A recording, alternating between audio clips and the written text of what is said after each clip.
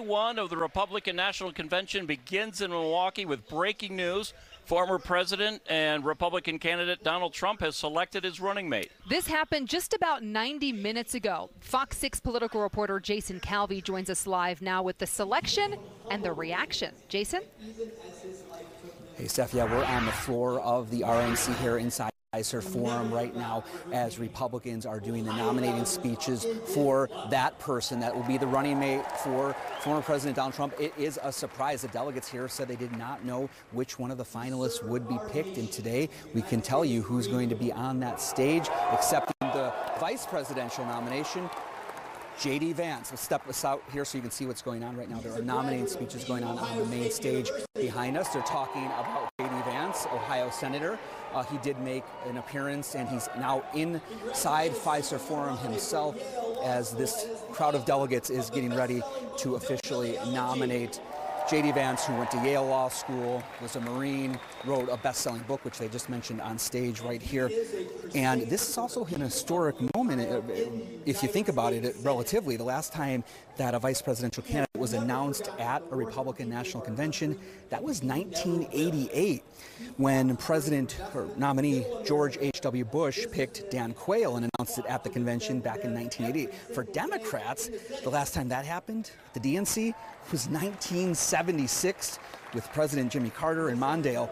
So this is going to be something where people here, we talk with including former Governor Scott Walker, about what this means, and they said he's been going to, this is his 5th convention, and it's the first time in those 5 conventions that he's been going to over the course of 20 years where he did not know who the vice presidential running mate was going to be. So let's listen to what former Governor Scott Walker had to say about the pick of J.D. Vance. Truly make our country great again. I just think it's a big help being a Midwesterner. I also think people don't fully recognize this, but more than being a senator, J.D. Vance has a very personally compelling story.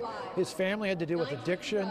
I think there's a lot of Americans out there, particularly this last year when we lost 100,000 people to overdoses, who understand the problems of addiction. I think there's an incredible amount of appeal and empathy for people who feel forgotten by the politicians in Washington. Now, Democrats are already criticizing J.D. Vance. You can hear the crowd here. I'll just stop here so a second you can see the crowd chanting J.D. Vance. Let's listen in. And Wisconsin Democrats already criticizing the running mate, J.D. Vance. They said that one time J.D. Vance called Trump reprehensible, but they say he's managed to reinvent himself as a MAGA true believer. So you're going to see this play out. The Biden campaign and Wisconsin Democrats had paused their campaign emails or messages or text messages, and they were pulling their campaign ads off the air after that assassination attempt against former President Donald Trump on Saturday. But now they are sending out those emails, and the Biden campaign even had a press call as well to criticize this pick of J.D. Vance as the vice president nominee for the Republicans. We're live on the floor. Jason Calvi, Fox 6 News. And Jason, before we let you go, we know it's very loud down there, but age is certainly playing a factor. You have to assume when it comes to this vice presidential pick. J.D. Vance, just 39 years old. He's married. He has 3 young children, ages 6, 4, and 2. Do you believe, at least from speaking with the delegates and leaders of our state, that age played a factor into Donald Trump's pick today? Steph, I'm sorry. I know you asked me a question there, and unfortunately my phone connection here, there's so many people here. Just to look around. I mean, look, Steph, what's going on here. There's thousands and thousands of people inside Pfizer Forum, so I can't exactly hear what your question was. Did age play a factor? That is something that we saw with the Marquette poll, where you saw, for example, people that said President Joe Biden, they thought he was too old to be president. There was still a smaller selection of the state of Wisconsin. So the same of former President Donald Trump.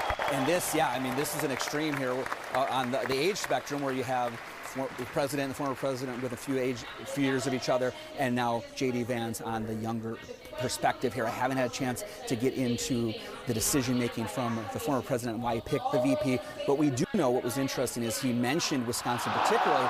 He put a post up on his social media account and focused on how J.D. Vance, he thought, could help win American workers and American farmers in some of those key battleground states, and he particularly called out Wisconsin in that play. So we'll see exactly how J.D. Vance will play with voters here in Wisconsin. Democrats are already ready to criticize him, to criticize his background, criticize his former views of the former president.